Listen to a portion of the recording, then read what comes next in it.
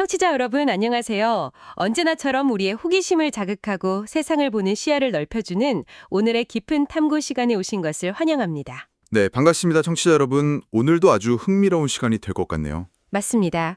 오늘 우리가 다룰 주제는 그저 흔히 듣는 종교적 개념을 넘어서요.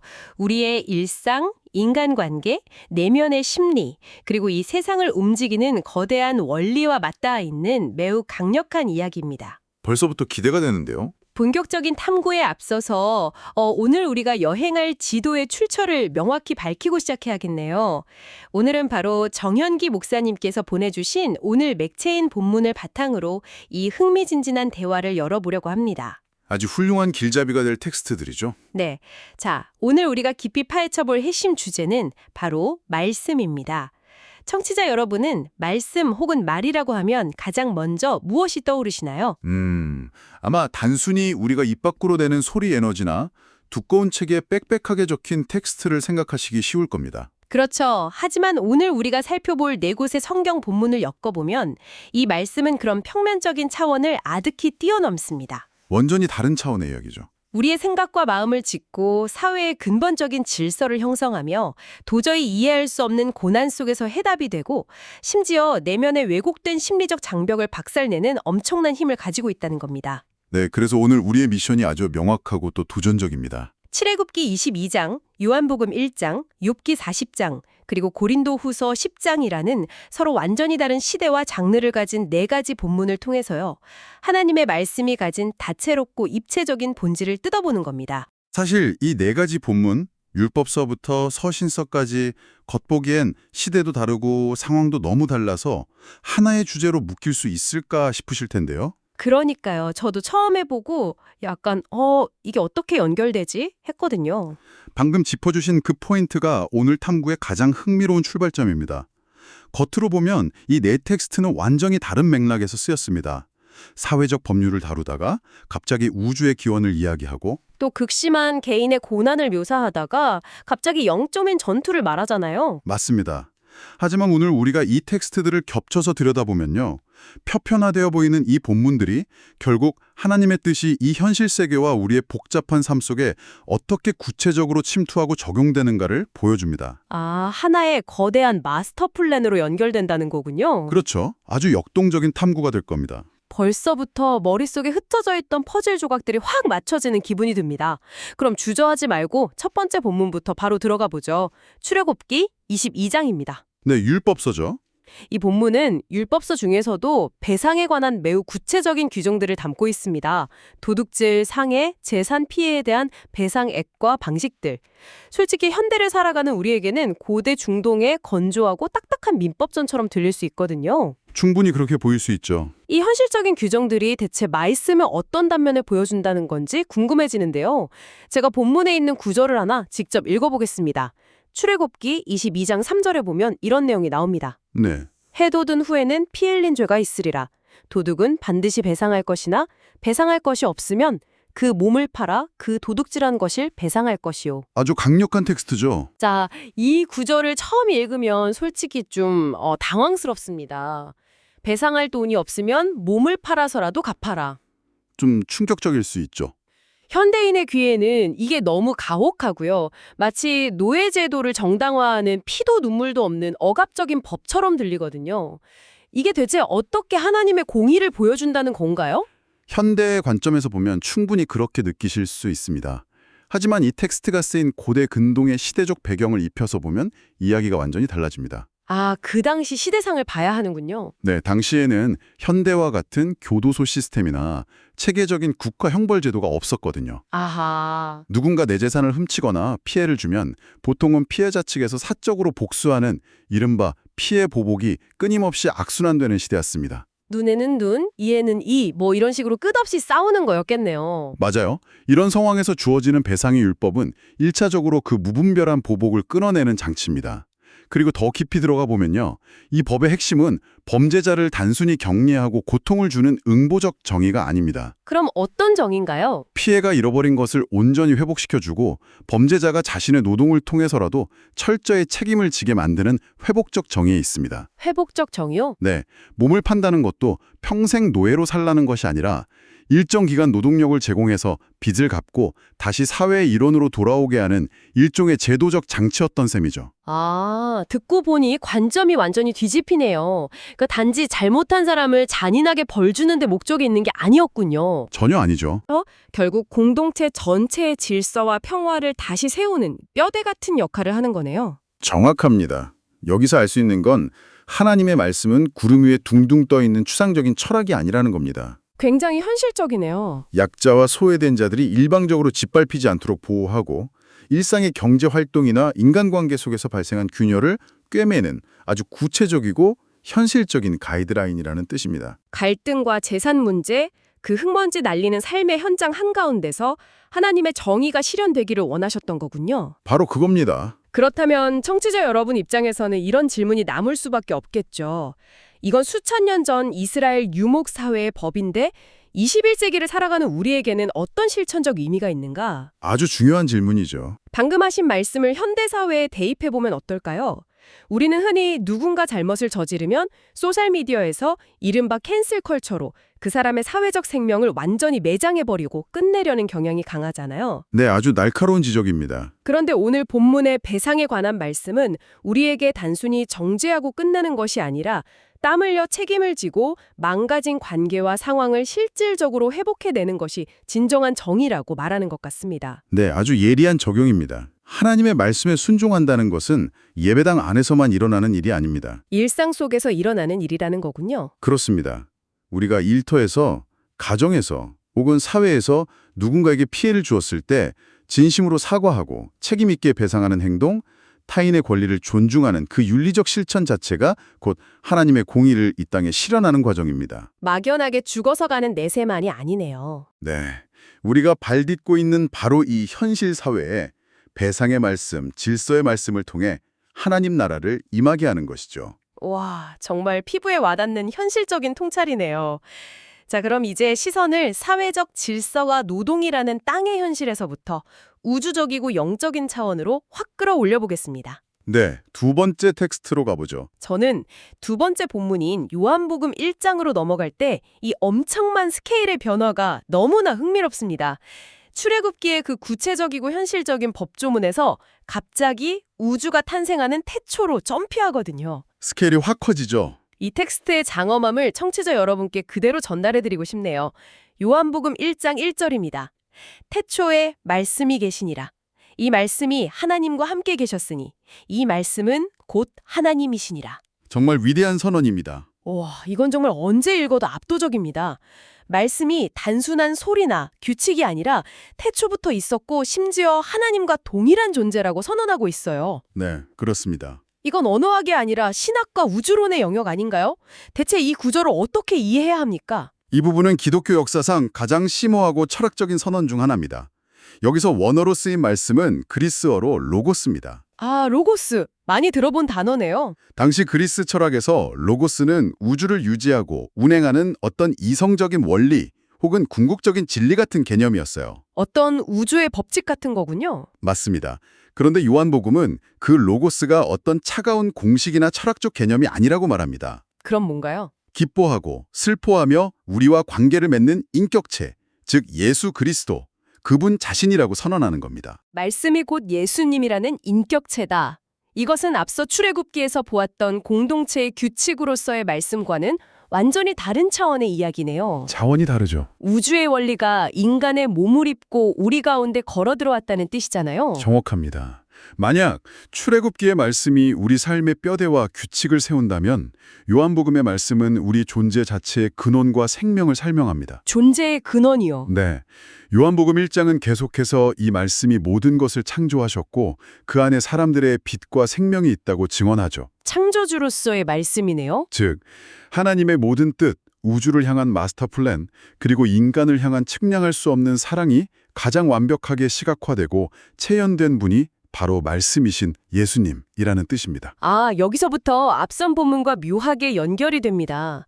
앞서 출애굽기에서 하나님의 말씀에 순종할 때 우리 삶에 정의와 하나님 나라가 임한다고 했잖아요. 네, 그렇죠. 그런데 그 정의와 사랑이 궁극적으로 어떤 모습인지 알고 싶다면 모호하게 허공을 더듬을 필요가 없다는 거군요. 바로 그겁니다. 말씀 그 자체이신 예수님이 어떻게 가난한 자들과 식사하셨는지, 어떻게 고통받는 자들을 어루만지셨는지, 그리고 어떻게 십자가에서 희생하셨는지를 보면 하나님의 뜻이 무엇인지 완벽하게 알 수 있으니까요. 정확히 보셨습니다. 많은 현대인들이 세상이 어떻게 돌아가는지, 내 인생의 진정한 의미는 무엇인지 갈급함을 느끼면서 수많은 자기계발서나 철학을 찾습니다. 그렇죠. 끊임없이 책을 읽고 강연을 찾아다니잖아요. 하지만 오늘 요한복음 본문은 참된 지혜와 영원한 생명이 어떤 이론이나 텍스트 속에 있는 게 아니라고 가르쳐줍니다. 인격적인 관계 안에 있다는 말씀이신가요? 네, 창조주이시자 생명 그 자체이신 말씀이신 예수님과의 인격적인 관계 안에 있다는 거죠. 그분을 믿고 따를 때 비로소 우리 영혼의 근원적인 목마름이 해결된다는 것입니다. 텍스트를 넘어 인격체이신 말씀을 만나야 한다는 것, 정말 가슴이 웅장해지는 메시지입니다. 자, 정의를 세우는 말씀, 우주와 생명을 창조하신 말씀. 이렇게 웅장한 이야기를 하다가 세 번째 본문인 욥기 40장으로 넘어가면요. 분위기가 갑자기 확 바뀝니다. 폭풍우 치는 현실로 추락하죠. 맞아요. 청취자 여러분도 욥의 이야기는 잘 아실 겁니다. 이유를 알 수 없는 극심한 재난과 질병, 자식들의 죽음이라는 고난 속에서 욥이 하나님께 울부짖죠. 인간으로서 당연한 반응입니다. 왜 나에게 이런 일이 일어납니까? 라며 자신의 억울함을 항변하고 이유를 따져 묻습니다. 그런데 그때 거대한 폭풍우 가운데서 하나님이 직접 나타나십니다. 이 장면 생각할수록 너무나 숨막히는 순간이에요. 욥기는 인간의 이해라는 유한한 한계와 하나님의 절대적인 주권이 가장 날카롭게 부딪히는 텍스트입니다. 인간이 겪는 이해할 수 없는 고통이라는 문제 앞에서 말씀이 어떻게 다가오는지를 아주 극적으로 보여주죠. 그런데 제가 이 본문에서 늘 갸우뚱했던 부분이 있습니다.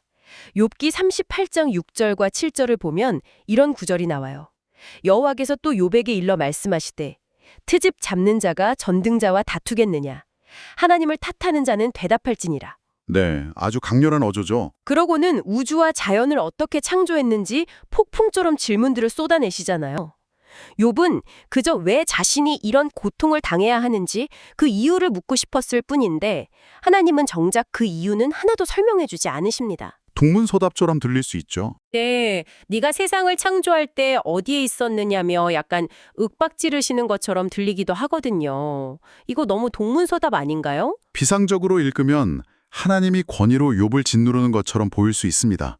하지만 깊이 들여다보면요. 하나님은 욥에게 지식적인 설명을 주신 게 아닙니다. 그럼 무엇을 주신 건가요? 당신의 압도적인 임재와 주권 자체를 내어주신 겁니다. 임재와 주권이요? 한번 생각해 보시죠. 만약 하나님이 욥에게 고난의 원인을 조목조목 논리적으로 설명해 주셨다면 욥의 고통이 진짜 해결되었을까요? 인간의 이성으로 그 모든 우주적 인과관계를 완벽히 이해할 수도 없었을 겁니다. 아, 듣고 보니 그러네요. 원인을 안다고 고통이 사라지는 건 아니니까요? 하나님은 폭풍우 속의 말씀을 통해 네가 다 이해할 수 없을지라도 내가 이 거대한 우주를 한치 오차 없이 다스리고 있으며 너의 고통 역시 나의 통치와 섭리 밖에 버려진 것이 아니라는 것을 보여주신 겁니다. 아, 이성적인 해답 대신 전능자의 압도적인 현존을 마주하게 하신 거군요. 그렇다면 그 폭풍우 속에서 그 말씀을 들은 욥의 반응이 궁금해집니다. 그토록 치열하게 논쟁하던 욥은 어떻게 대답하나요? 그전까지 친구들과 피 튀기는 논쟁을 벌이며 자신의 의로움을 끝까지 주장하던 욥의 태도는 여기서 180도 바뀝니다. 완전히요? 네, 창조주 하나님의 장엄한 말씀을 듣고 난 후 욥은 이렇게 고백합니다. 내가 미쳐나오니 무엇이라 주께 대답하리이까 손으로 내 입을 가릴 뿐이로소이다. 손으로 내 입을 가릴 뿐이로소이다. 이게 바로 욥기가 우리에게 보여주는 잠잠히 들어야 할 말씀의 본질입니다. 이나 부당하다고 느껴지는 고난을 겪을 때가 있습니다. 누구에게나 찾아오는 순간이죠. 그럴 때 우리는 끊임없이 하늘을 향해 왜 나냐고 도대체 이유가 뭐냐고 따져 묻고 싶어집니다. 내 머리로 모든 상황을 통제하고 납득해야만 직성이 풀리는 강박 같은 게 우리 안에 있잖아요. 맞습니다. 현대인들은 모든 것에 대한 명쾌한 해답과 통제권을 쥐고 싶어 하죠. 하지만 욥기의 본문은 우리에게 매우 도전적인 질문을 던집니다. 어떤 질문일까요? 우리가 결코 다 이해할 수 없는 고난과 미스터리의 한가운데 섰을 때 알량한 지식으로 하나님을 탓하고 트집을 잡을 것인가? 아니면 창조주 하나님의 음성 앞에 내 교만을 꺾고 겸손히 침묵할 것인가 하는 문제죠. 겸손히 침묵할 것인가? 때로는 내가 모든 것을 통제해야 한다는 강박을 내려놓고요. 그분의 주권 앞에 잠잠히 머무는 침묵이 우리에게 가장 필요한 태도일 수 있습니다. 백마디의 분노 섞인 항변보다 손으로 입을 가리고 전능자의 다스림을 인정하는 그 침묵. 어쩌면 그 잠잠함 속에서 비로소 이성으로 담아낼 수 없는 참된 평안이 찾아올지도 모르겠습니다. 네, 깊은 평안이죠. 자, 이렇게 침묵과 겸손이라는 수동적이고 깊은 내면의 태도에 대해 이야기해 보았는데요. 이제 대화의 방향을 완전히 전환해서 가장 역동적이고 전투적인 방향으로 가보겠습니다. 마지막 본문이네요. 네, 마지막 네 번째 본문, 사도 바울의 가르침이 담긴 고린도후서 10장입니다. 앞서 욥이 손으로 입을 가리고 잠잠히 들었다면 바울은 하나님의 말씀을 마치 치열한 전장의 무기처럼 묘사합니다. 아주 공격적인 이미지죠. 바울은 우리의 싸우는 무기가 육신에 속한 것이 아니라고 하는데요. 이게 어떤 의미인가요? 사도 바울은 우리가 매일 눈뜨고 살아가는 이 현실 세계를 치열한 영적인 전쟁터로 보았습니다. 그런데 이 싸움은 사람을 미워하고 깎아내리는 육적인 싸움이 아닙니다. 혈과 육의 싸움이 아니라는 거군요. 네. 바울은 우리가 싸워 이기기 위해 필요한 것은 칼이나 창, 혹은 현대식으로 말하면 돈이나 권력 같은 육적인 무기가 아니라 하나님 앞에서 견고한 진을 무너뜨리는 강력, 즉 아주 강력한 무기라고 선언합니다. 그 강력에 대한 묘사가 고린도후서 10장 5절에 아주 폭발적으로 등장하죠. 하나님 아는 것을 대적하여 높아진 것을 다 무너뜨리고 모든 생각을 사로잡아 그리스도에게 복종하게 하니. 정말 힘있는 구절입니다. 여기서 말하는 이 견고한 진을 부수는 강력한 무기가 바로 우리가 마음에 새기고 간직할 말씀이라는 거잖아요. 그런데 기독교에서 이 견고한 진이라는 표현을 자주 쓰는데 이게 일상생활의 언어로 번역하면 대체 무엇을 의미하는 건가요? 좋은 질문입니다. 무슨 중세시대 성벽을 부수라는 건 아니니까요. 그렇죠. 바울이 말하는 견고한 진은 우리 내면에 아주 깊숙이 자리 잡고 있는 심리적, 인지적 구조들을 말합니다. 오랜 세월을 거치며 단단하게 굳어진 나의 이기적인 자아, 교만, 타인을 향한 냉소 같은 것들이죠. 아, 내면의 성벽이군요. 네, 또는 성공만이 내 가치를 증명한다는 세속적인 가치관과 고정관념들 말입니다. 이런 것들이 우리 마음속에 성벽처럼 높이 쌓여서 하나님의 사랑과 뜻을 받아들이지 못하게 차단하고 대적하는 겁니다. 아, 팍 와닿네요. 예를 들면 매일 밤 불안함에 시달리면서 끊임없이 소셜미디어를 둠스크롤링하는 습관이라던가 아주 좋은 예입니다. 직장에서 남을 밟고 올라서야만 내가 안전하다는 강박관념 혹은 나는 사랑받을 자격이 없다고 스스로를 깎아내리는 깊은 열등감 같은 것들이 전부 내 안에 세워진 견고한 진일 수 있겠네요. 정확합니다. 바울은 그 견고한 진을 무너뜨리기 위해 인간의 의지력이나 긍정심리학을 말하지 않습니다. 내 힘으로 깨는 게 아니군요. 오직 하나님의 말씀을 내면 깊숙이 간직하고 선포할 때 그 말씀이 다이너마이트처럼 내 안에 왜곡된 생각의 틀을 산산조각 낸다고 말하는 겁니다. 다이너마이트처럼요. 하지만 거기서 파괴로 끝나지 않죠. 본문을 보면 모든 생각을 사로잡아 그리스도에게 복종하게 한다고 합니다. 파괴 이후에 재건이 일어나는 거네요. 맞습니다. 말씀은 우리의 혼란스러운 생각들을 포로로 사로잡아서 그것을 생명과 진리이신 그리스도의 뜻에 완벽하게 맞추어 재창조하는 능력을 발휘합니다. 와, 말씀이 그저 마음의 위안을 얻기 위해 읽는 수동적인 글귀가 아니었네요. 내 안에 거짓된 구조를 때려 부수고 생각을 온전히 재배치하는 아주 능동적이고 파괴적인 동시에 창조적인 무기라는 거군요. 바로 그겁니다. 청취자 여러분, 이게 우리 일상에 얼마나 역동적인 변화를 끌어낼 수 있는지 상상해 보십시오. 출근길에 혹은 잠들기 전 혼자만의 시간 속에서 수많은 부정적인 생각과 두려움이 우리를 덮칠 때 그럴 때가 참 많죠. 우리가 매일 이 강력한 말씀을 읽고 마음속에 무기처럼 쥐고 있다면 어떨까요? 내 안에 두려움과 이기심의 진을 무너뜨리고 내 삶의 모든 영역에서 그리스도의 선한 뜻을 능동적으로 이뤄낼 수 있다는 거잖아요. 이것이 바로 바울이 말하는 영적 싸움의 승리 공식입니다. 간직한 말씀이 곧 우리 삶의 내면과 외면을 통치하는 가장 강력한 무기이자 원동력이 된다는 것, 그것이 바울이 전하고 싶었던 핵심입니다. 오늘 이 대화 정말 밀도가 엄청납니다. 자, 이제 우리가 걸어온 이 깊고도 다채로운 탐구의 여정을 하나의 그림으로 갈무리해 볼 시간이 다가왔네요. 벌써 시간이 그렇게 됐군요. 오늘 우리는 완전히 다른 네 곳의 본문을 통해서 말씀의 놀랍도록 다양한 얼굴을 마주했습니다. 네, 오늘 여정을 하나로 엮어보자면 이렇습니다. 첫째, 출애굽기 22장의 배상에 관한 규정을 통해 하나님의 말씀은 단순히 내세의 역숙이 아니라 바로 이 땅, 우리의 일상과 사회 속의 공의와 정의, 그리고 회복을 세워가는 실천적인 기준임을 배웠습니다. 아주 현실적인 기준이었죠. 둘째, 요한복음 1장을 통해 그 말씀이 차가운 문자가 아니라 태초부터 계셨던 생명과 창조의 근원, 곧 예수 그리스도라는 인격체임을 확인했고요. 그분과의 관계가 가장 중요하다는 것을 알게 되었습니다. 맞습니다. 그리고 셋째, 욥기 40장의 극적인 폭풍우 장면을 통해서는 내 이성으로 도저히 이해할 수 없는 고난과 미스테리 앞에서는 나의 한계를 인정하고 창조주의 주권 앞에 손으로 입을 가리는 잠잠히 들어야 할 말씀의 태도, 그 깊은 겸손함을 배웠습니다. 나의 교만을 꺾는 시간이었죠. 마지막으로 고린도후서 10장에서 바울이 보여준 것처럼 우리 내면의 뙤리를 틀고 있는 거짓과 교만, 상처라는 견고한 진을 무너뜨리고 모든 생각을 사로잡아 그리스도께 복종시키는 간직할 말씀으로 매일의 영적 싸움에서 적극적으로 승리해야 한다는 것까지 다뤘습니다. 완벽한 요약이네요. 이 모든 본문이 겉으로는 달라 보였지만 결국 향하고 있는 단 하나의 결론은 명확합니다. 그 결론이 뭘까요? 하나님의 말씀은 결코 눈으로 가볍게 읽고 덮어버리는 죽은 텍스트 조각이 아니라는 것입니다.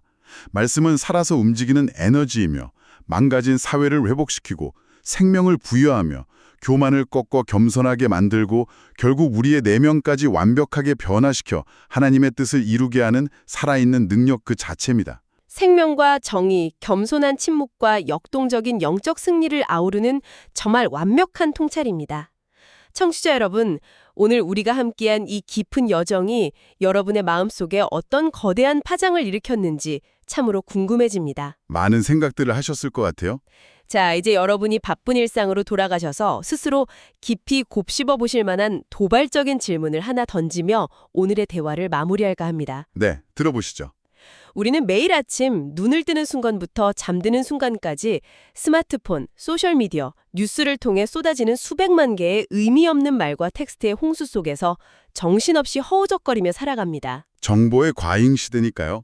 그러나 오늘 우리가 깊이 파헤쳐 본 것처럼 진정한 말씀, 즉 하나님의 말씀은 귀를 멍하게 하는 텅 빈 소음이 아닙니다.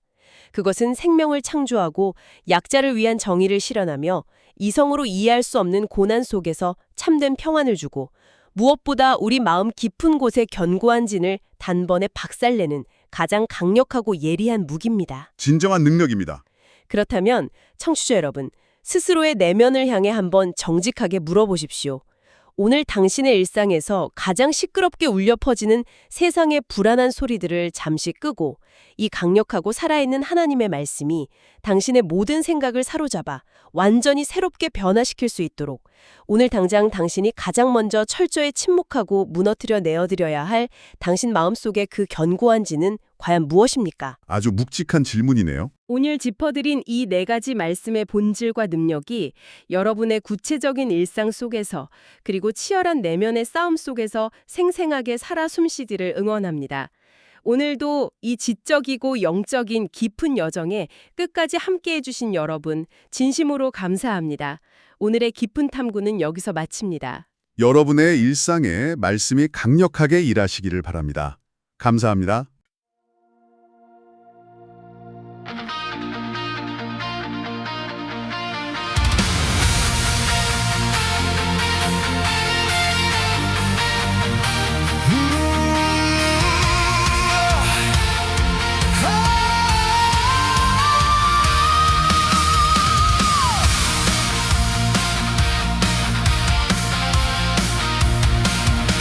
도둑질한 너 반드시 배상하며 억울한 눈물 닦아줘야 하시네. 해돋은 후에 피 흘린 죄까지 살피시는 공의 하나님, 약한 자의 전당 잡은 노스를 지기 전 돌려보는 눈잡이, 이스라엘의 질서 속에 주의 세밀한 음성이여 세상은 이 입을 쫓으나 우리는 주의 법도를 따르리니 백상의 말씀 속에 담긴 점이로 이 땅에 하나님 나라 세우리 태초에 계셨던 말씀 하나님과 함께 하신 곧 하나님이시라 만물이 그로 말미암아 지은 바 되었으니 생명이 그 안에 있네 어둠을 물리치는 빛이여 우리 영혼을 깨우는 능력이여 교만한 입술 가리고 잠잠히 주의 음성 듣게 하소서 모든 생각을 사로잡아 그리스도께 복종케 하소서